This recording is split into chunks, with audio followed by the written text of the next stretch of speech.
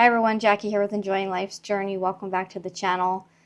For those of you who have been watching, you know that we purchased 41 acres of raw land in northern Arizona. So the first thing, you're going to start off with a planning type phase, or maybe a dream phase, right? Your wish list. So you want to have an idea of what type of property you're even looking for before you start looking for property, because the worst thing that could happen is you're going to find some kind of property, you're going to fall in love with it, or you're going to realize it's not within your budget, or you're not even going to know what you're looking for, and you're going to be just stuck scrolling and scrolling and scrolling looking at a bunch of property. So the first thing is kind of having an idea of what is it that you're trying to accomplish with the property.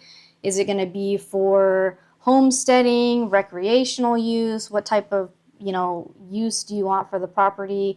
Is it going to be just an investment type property where you're going to hold on to it and then sell it later? Do you want to turn it into maybe your retirement retreat?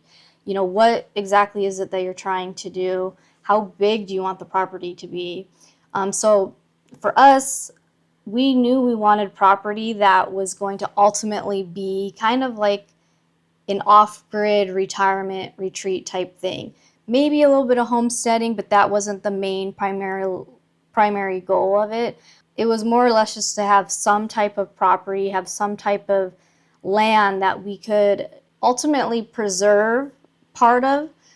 Being here in Phoenix, we just in our neighborhood, we've been seeing all the farms have been sold off, and they're turning them into big warehouses and businesses and things like that. And it's really sad to see.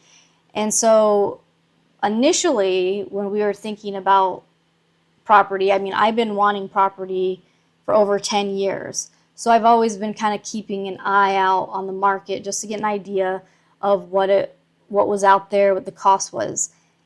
So for us, it was kind of having that piece of, something for the future, kind of preserving it, but also for recreational use, something that wasn't going to have too many limitations where we couldn't camp on our property if we wanted to or something like that. The other thing is you want to think about what type of property as far as like topography of it. Like, do you want it to be a big open field, meadows? Do you want trees, big trees? What kind of climate do you want? Do you want water on the property, whether that's through a river, a stream, or a well?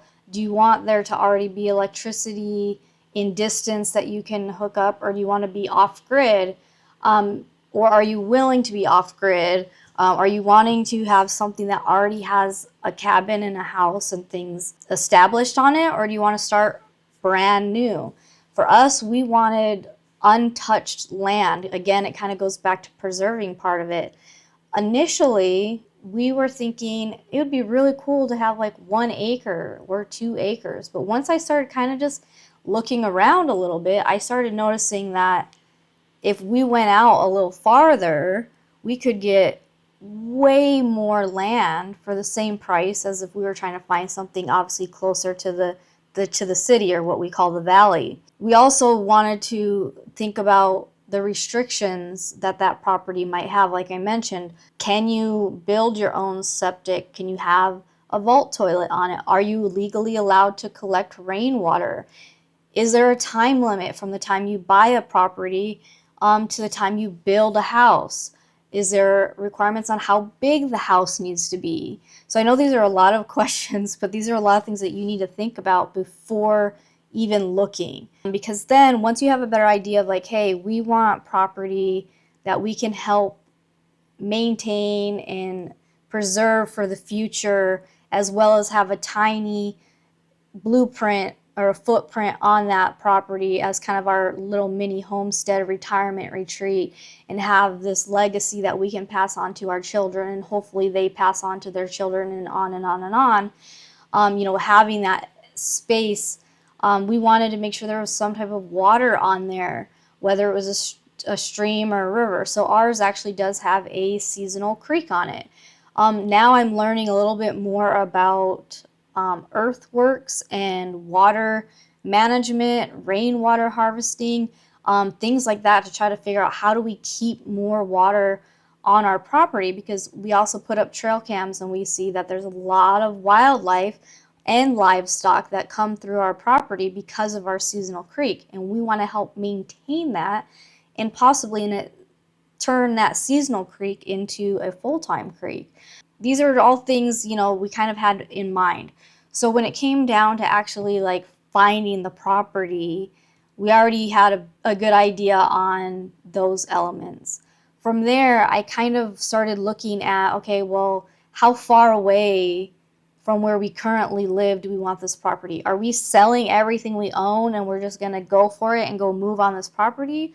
Or are we going to stay where we live in the valley and keep working and building up the infrastructure on that property at the same time? So we went with option 2, having some type of property that we could go to, on the weekend for a day or a few days at a time and work on some things on the property, but we still have our house down here in the valley, because again, we're looking way into the future.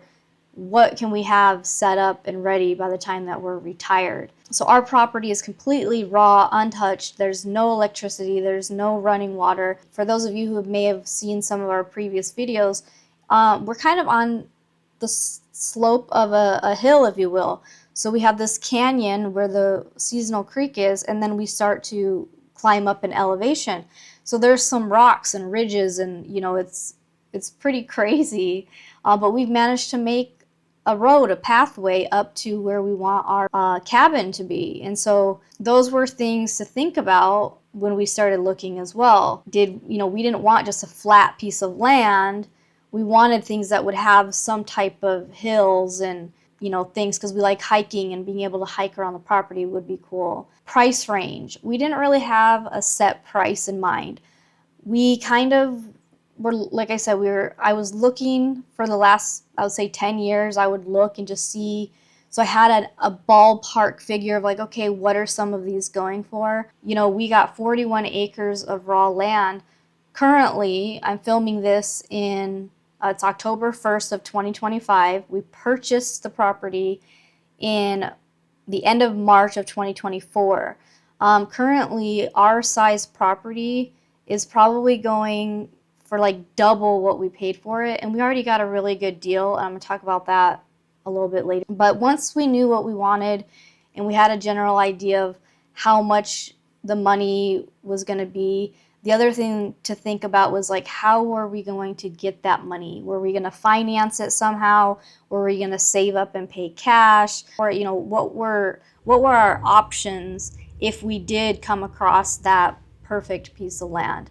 So I ended up researching some of the counties and some of the areas, kind of based on some of the YouTube videos I've seen of other people who have purchased property in Arizona, and they had mentioned kind of where they were. So we had 3 kind of areas in our state that had the least amount of restrictions as far as building codes and having being able to take your time to build something. You didn't have to have a building that was a certain size. You could do alternative methods to septic and things like that if you needed to. So having those abilities to do that. Plus, Arizona in general is, we are legally allowed to catch rainwater. So just knowing that. So I knew there was these 3 kind of areas that had that. Well, one of the main areas was Tucson, Arizona, and I knew I didn't want to go down there because it was too much deserty. It was still very deserty, and I knew we wanted more trees, like pine trees or something like that. So we do have 2 kind of sections in northern Arizona. We have an area on the east side and the west side. I'm not going to tell you which one I'm in, but they're very similar in kind of how they look, the temperatures, the climate, as far as the elevation, pretty similar. Obviously, one is closer to our house than the other, but I was looking at those 2 areas. How did I find it? Well, I actually went online and I Googled property for sale in Arizona. And I actually prefer to use the website Zillow. So when I typed in properties for sale in Arizona, they have different websites that pop up. So I went to Zillow. I found the area that I was wanting to look at, And I just started looking at the properties and started thinking about that checklist.